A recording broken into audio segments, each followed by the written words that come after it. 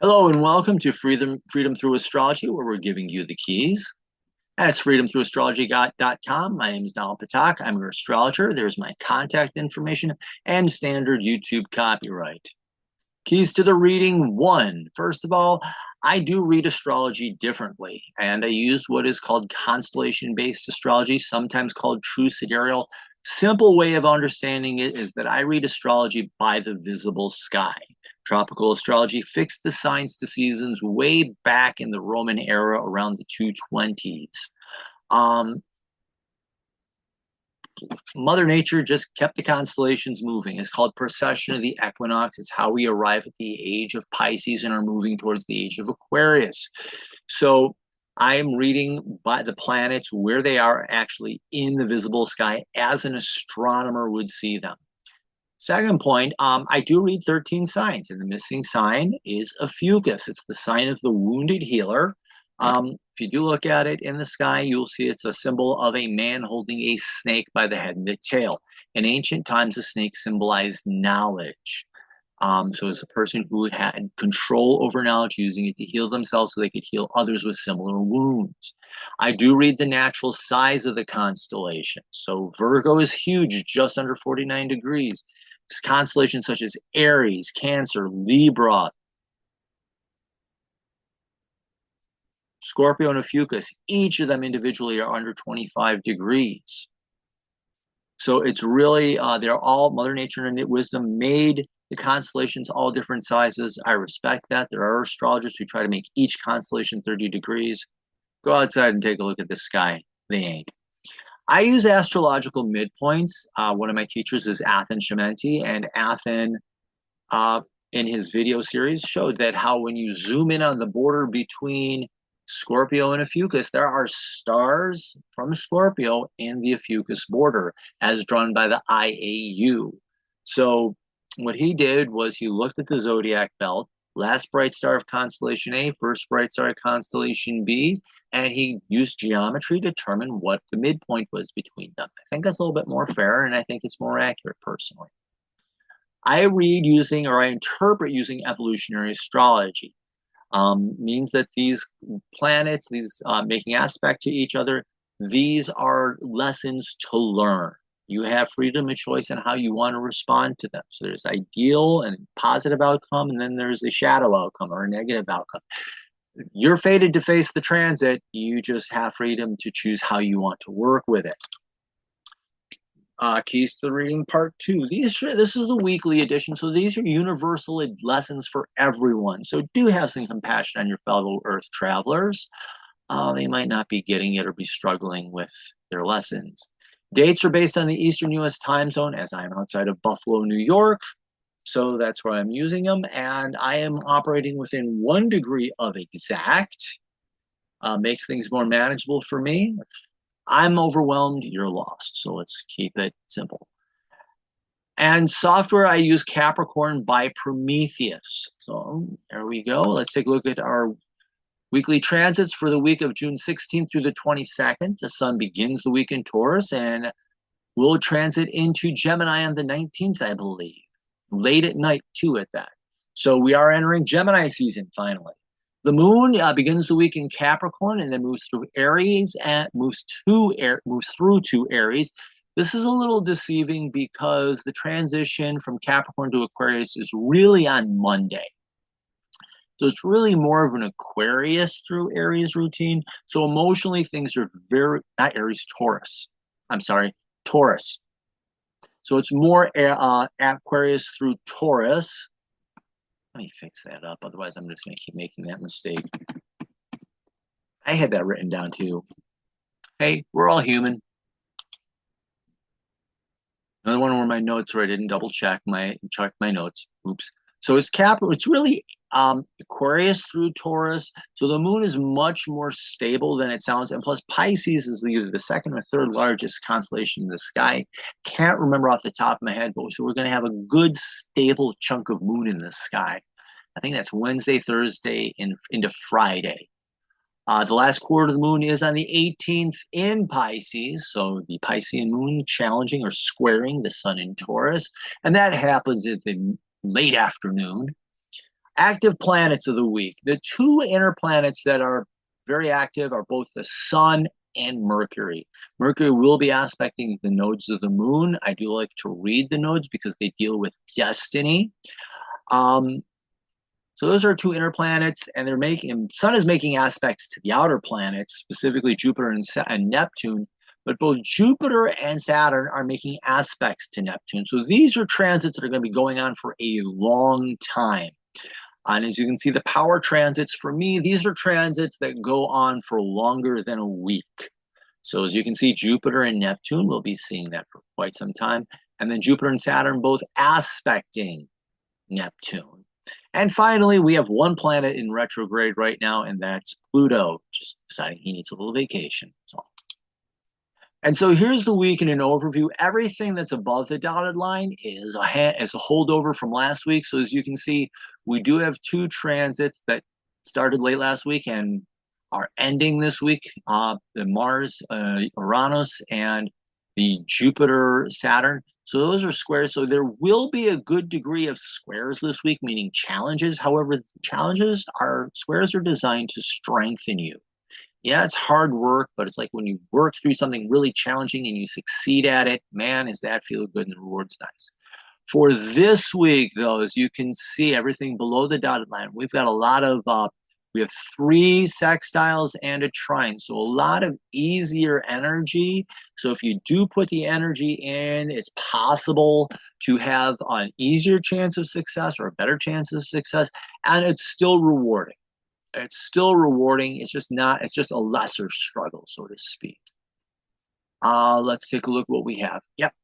So as you can see up here, we do have the moon in, as I said on Monday, the moon transitions in the afternoon into Aquarius, and then it didn't record it. Saturday, we move into Aries, and late Sunday, we move into Taurus. Why did that not save? Frustrating. Never mind. Okay, so there's that, but our moon is fairly steady. The sun on the 19th is late, very late in the evening. The sun does go into Gemini, and I believe Saturday or Friday is the equinox. No, the equinox, the solstice, the summer solstice. So interesting, the school district where I work is having their graduation on the 20th. Exams aren't done, but we've got graduation. Life happens. But as you can see, all the new transits, or the bulk of the new transits for the week, actually are happening Thursday on. Most of them end, but we do have a few that hang over for next week. The ones that are going to be over quickly are the Mercury transits to the nodes of the moon. So I will just be discussing that. But the other ones all take a good chunk of time. And like I said, you work through them, you'll get rewarded. It's just a little bit easier effort. Oh, come on. Oh, that's right, we gotta do it that way. What else did I want to say about this? Nope, that's it. So from June 9th, this is started on Monday, June 9th, and it will go to August 23rd. The exact, I have a double X there because both Saturn and Neptune will go retrograde. And when that happens, I will reinterpret them for the retrograde. But at the simple level, this is maturing in your spirituality. And the whole purpose of this transit is to help design you to bring self-discipline into your spiritual practices. It can lead to insights from higher realms as well. So take time to develop these, help strengthen and mature your understanding of spirituality. And notice I'm saying spirituality and not religion. Religion is rules that man make up. These are your own personal practices for your own connection to the divine as you understand it at this time. Now, the shadow here is Saturn can get subjected to foul moods, be very controlling, legalistic. This is where I hate to say fundamentalism can come into the picture, but it can slip into fear, dark moods. And this can also get you lost in illusion and delusion or misunderstandings and this can leave you falling into that pessimistic attitude and also self-pity, all those dark moods. Can have you feeling isolated and if you're drifting along alone and isolated. That's the effect of Pisces on this transit. So this transit can be very spiritually uplifting or lead you tied up and bound down and drifting like you're lost. If that makes sense. And from Monday, June 9th is, we had a lot happening at this time. Jupiter in Gemini squaring Saturn in Pisces, and this will be ending this week. So Jupiter, planet of opportunity, and its opportunity to learn is challenging your spiritual, I'm going to just call it out, just your ability, your spiritual maturity, because it's going to tie Neptune in anyways soon. So as what you're learning, how is this strengthening your ability to mature? What new information and insights is helping you to mature in your ability to be present? Saturn in Pisces is learning to be present and being in the moment. So learning to have faith and trust in yourself strengthens your spiritual work and growth. It can help you to gain insights to grow and reach higher potentials. And this is interesting because Gemini, I like to call book learning. So it's the things that you're reading or learning. I make the differentiation with Gemini being more high schoolish or K-12, and Pisces is just inspiration. It's what just hits you at the moment. So what makes this interesting is that your book learning, so to speak, is what is going to strengthen your ability to grow and mature in your spirituality. The shadow here is this crisis of confidence. Jupiter is a crisis of confidence that can be either over or underconfident in your ability to learn. So you can think you know it all or you can't learn it all. And this becomes a crushing weight on your ability to grow and develop and take action. And again, this can leave you feeling confused, isolated, and lost and alone. Let's see, that crisis in confidence, crushing sense of failure, settling for style over substance, and this can fall into fear. And Saturn is that desire to control and micromanage anything you can. So misunderstanding information can lead to control crises.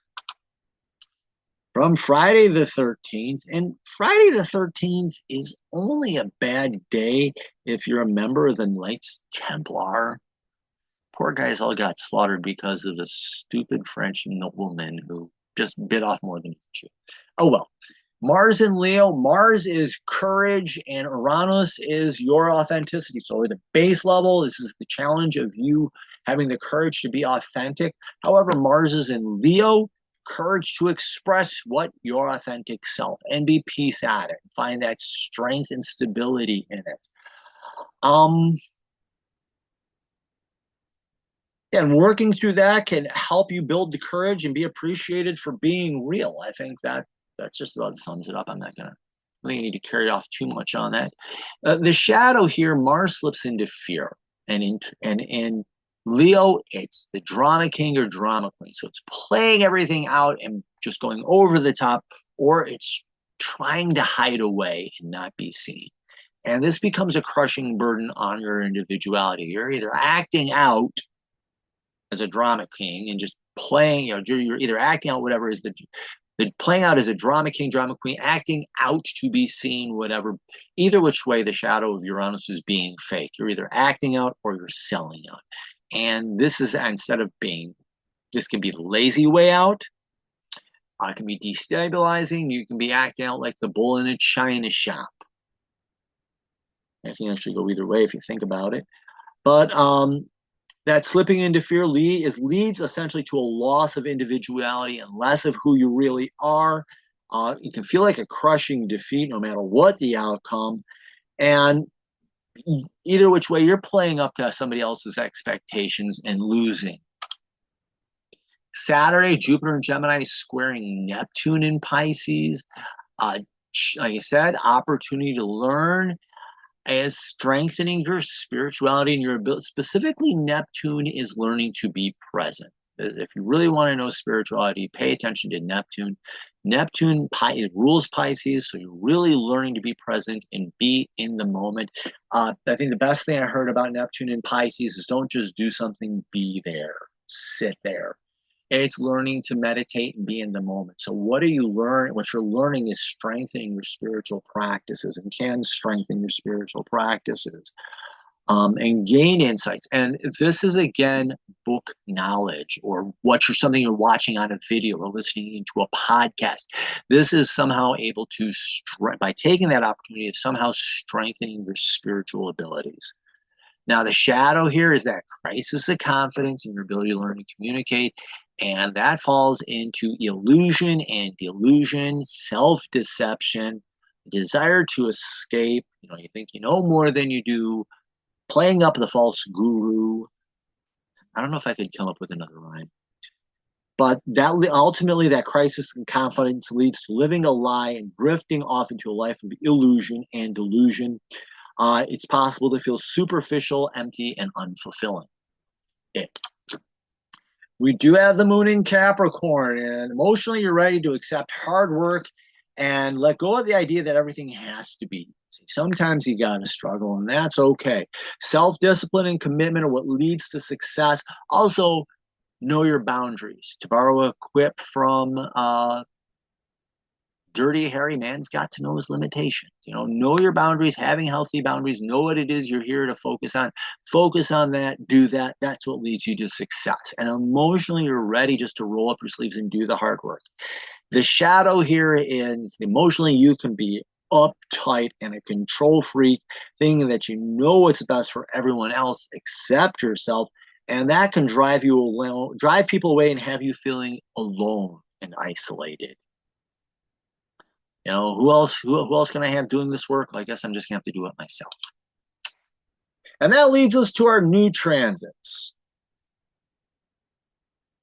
And we begin on Monday with the sun in Taurus, sextiling Chiron in Pisces. So again, the sun in Taurus, finding inner peace leads to what? Healing and the releasing of wounds. So focus on healing, releasing wounds from the past. This can bring peace and strength and help you. Also, sun is about who you are and your core identity. Help you become more at peace with who you are at heart. I think that's very important. The shadow here, the sun can be full of pride, and in Taurus, stubborn. And whether that's an over the top, egotistical, or just trying to hide away, it's stubborn. And that leads to Chiron wounding. And in Pisces, deep wounding, or even denying that you're hurting yourself or hurting other people. And this can also lead to feelings of alienation. It is possible to become lazy on your journey and just try to numb the pain. Another Chiron and Pisces moment, numbing pain. And I said Monday, we have the moon entering Aquarius. This is later in the day. So emotionally, you're ready to be a little bit more independent, a little bit more freedom, and be open to your feelings and to the new paths that can show up for you in this manner. And in the shadow, the moon emotionally acting up, being a bit moody, whatever. Acting up and selling out. Acting up or selling out has you feeling like a phony and alone no matter what the situation and no matter what you do. You can't please anybody. You can't please everybody, so you wind up pleasing nobody. And worse, you feel fake. Tuesday, take a breath. Remember to exhale. Repeat.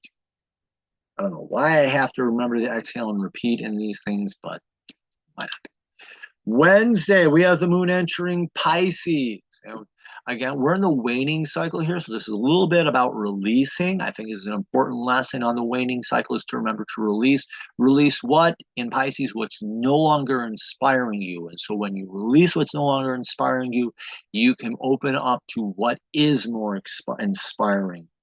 So opening up to your inner life and look towards spiritual growth and insights. So this can be a time to calm down a little bit and open yourself up to those spiritual insights, especially as the moon will be crossing both Saturn and Neptune during this time.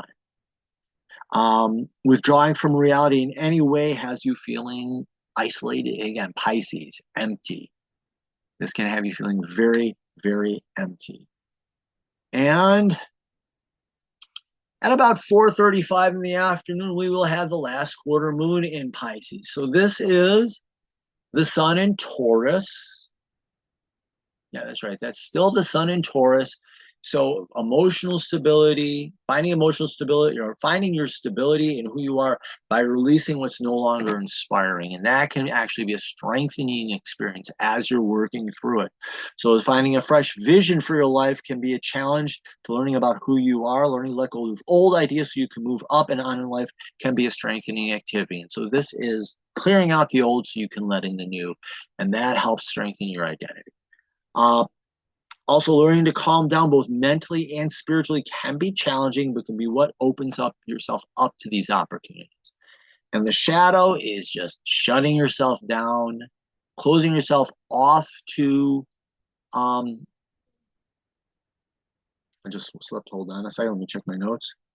Closing down mentally or spiritually, or closing down your identity and closing down spiritually, emotionally, can create a stumbling block that can cause you to pull away from everybody and everything. And this can become a drain both mentally and emotionally. And you can walk away feeling both unenlightened and uninformed. And on Thursday, happy Juneteenth. Mars in Leo sextiling Jupiter in Gemini. And Mars in Leo, as I said, was the courage to express yourself, courage to be seen. And this is the sextile is Jupiter in Gemini, and this is the opportunity to learn. So giving a little courage to share some of the information that you have learned and some information that you have found out, and expressing this new knowledge and taking these risks uh, can instill, can and becoming more public with what you know and what you're more curious about can lead to other people saying, hey, that's interesting, tell me more. So taking that risk to stand up and seeing being what to sharing what you know can bring appreciation from other people. That's another lesson of Leo, there is being appreciated. The shadow is that Mars slips into fear, and whether that's cowardice, trying to hide away, or anger, going over the top. In Leo, this is the drama king or drama queen. Either you're going over the top in anger so that everybody can see, or why you can't do something. And what's all that going over the top about? That is triggering a crisis in confidence, in your ability to learn and communicate. Jupiter is in the shadow, is that crisis of confidence, either overconfident or underconfident. So you could say something and everybody tries to correct you, and bam, out comes that drama king. You try to tell me I don't know what I'm talking about, or you know something and you fail to speak up. So fear mixed with a crisis of confidence can mess with expression of what you know, or lead to greater embarrassment and a desire to hide away. And Thursday, way late in the evening, we enter Gemini season. Yes, the sun enters Gemini. So this sun is your core identity and who you are at heart, and it's into Gemini, the ability to learn and communicate. So you're learning and communicating about who you are. So focus in learning about yourself and how I also have in here how I learn, or how you learn and how you communicate best. If you can take interest inventories on these that can always help you. Paying attention and learning to pay attention about what is and what is not working for you, and who you are and who you are not can also be helpful. Also, pay attention to others as they can act out your weaknesses or even enlighten you about yourself. Gemini is very much the art of paying attention. So you're paying attention to yourself, but pay attention to other people, because you'll be surprised what you're going to learn, where and from whom. The shadow is letting the ego get out of control and blind you to any sort of learning, and for any reason. And it can leave you either caught up in the past with no chance of moving on, or just thinking you know it all. Nobody likes to know it all. And it's possible to just become outdated or outmoded and be totally misinformed and not even aware of it. So this is you deliberately misinforming yourself and miseducating yourself. Here we go. Friday, we have Mercury and Gemini trining the North Node in Pisces. Anytime it's trining the North Node, it's doing a sextile to the South Node. The nodes work hand in hand. So this one graphic you're going to see twice, but Mercury and Gemini is learning, and you're learning and communicating. And with the North Node in Pisces, and then what it's learning about, it's its North Node, which is your destiny and purpose in life from a higher perspective.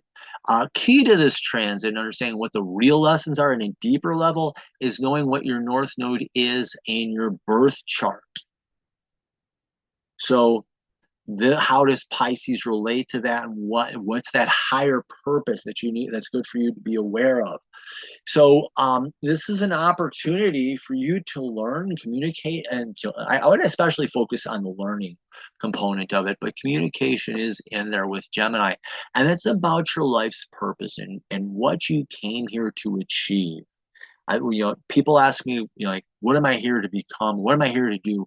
Aside from the sun sign, which is who you are at heart, I think the North Node and the South Node are two very important lessons to learn. So there's that. Now the shadow here is shutting down your ability to learn and communicate, and that's whether you're a know-it-all or you think you can't learn it all, and that leads to misunderstanding of purpose or a denial because the North Node is in Pisces. This is also a denial of purpose or getting confused about what your purpose is, being misinformed, miseducated, and that leads to nothing more than a mess or living in an illusion or a delusion. Shutting down learning completely can have you feeling empty. And also on Friday, we have Mercury and Gemini sextiling the South Node in Leo. Now, the South Node in Leo is how do you hold yourself back with drama? So what insights are you gaining? What are you learning?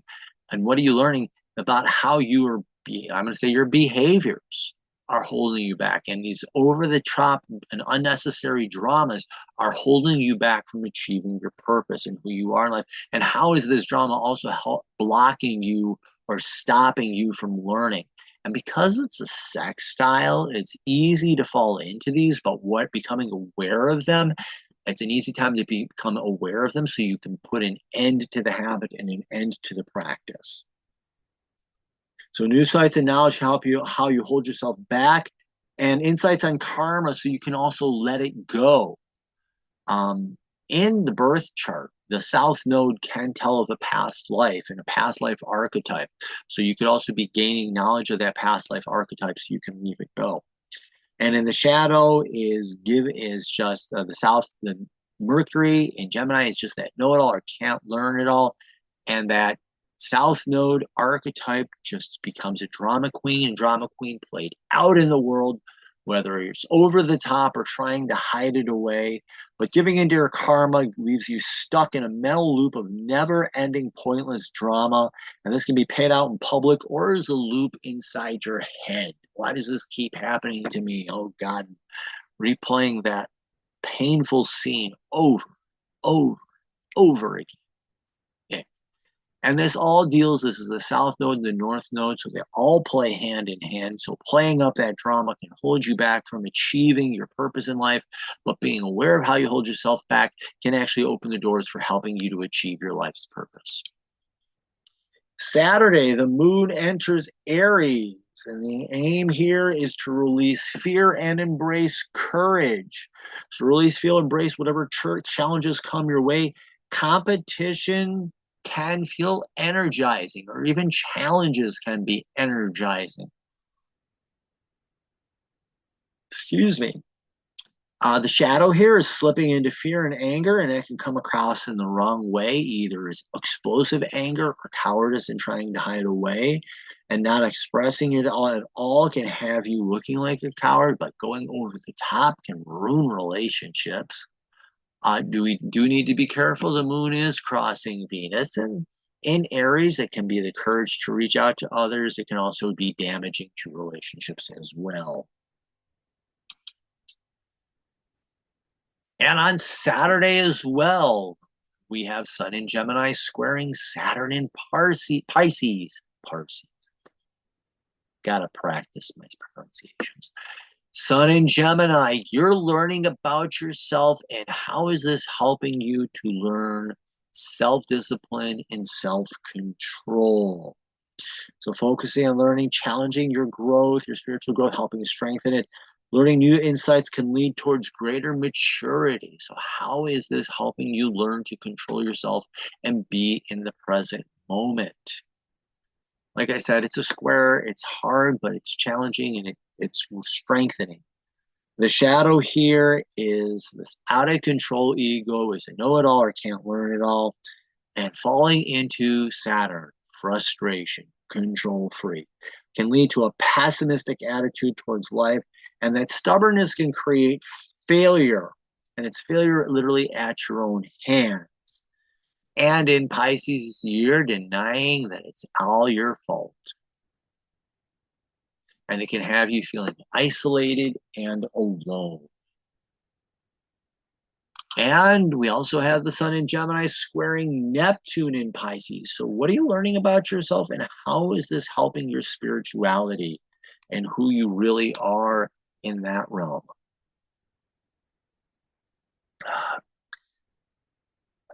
Sorry if it seems like I'm drinking so much. It's just a bit of a dry throat and sinuses. Love pollen. But what are you learning? And again, the Sun in Gemini, this could be a little bit of book knowledge. So what are you gaining from books, watching videos, listening to podcasts, those different ways that you can learn? How is this strengthening your spirituality and your spiritual practices? So gaining new insights about yourself can lead to inspiration, greater sense of yourself, and a greater relationship to the divine and your spirituality. New information also help understand yourself more deeply and lead to a greater sense of self-awareness. Very powerful. And the shadow is the ego issues, cloud everything.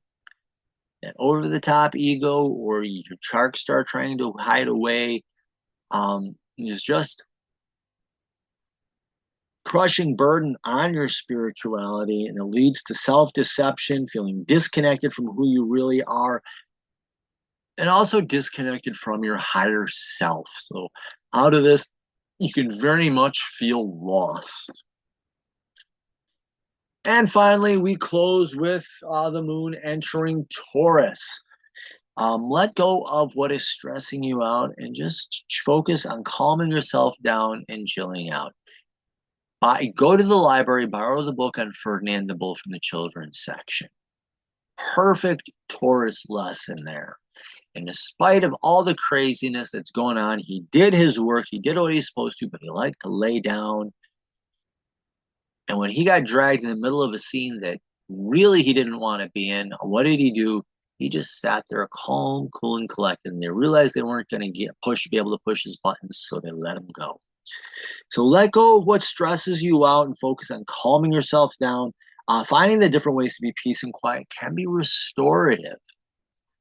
And emotion, and this is with the moon, so this is being emotional restoration, so emotionally calming. The shadow here is being stubborn and get you stuck in an emotional rut that is unmotivating, and ultimately you can feel like an animal caught in a cage. So this can be emotionally lazy, or it can be that proverbial bull in a china shop, just getting out of control and going crazy.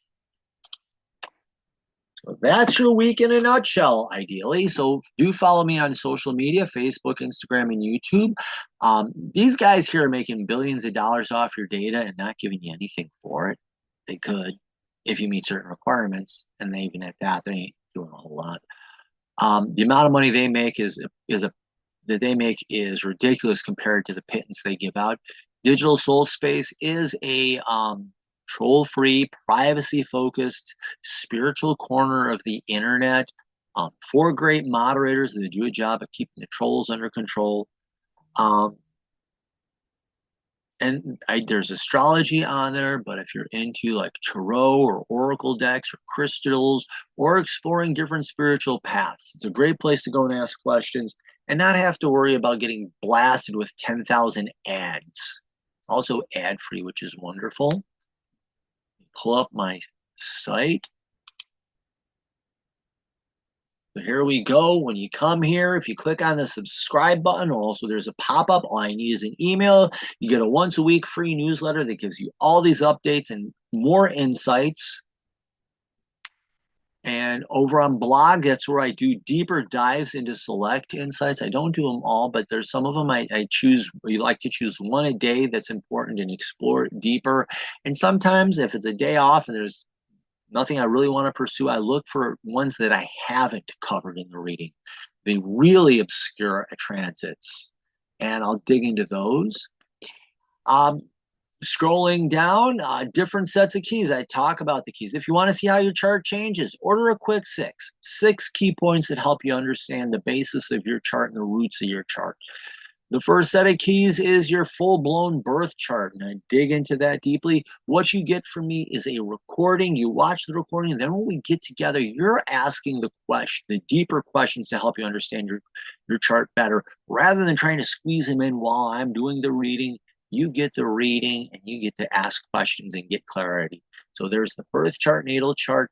Second set of keys I offer is a past life reading.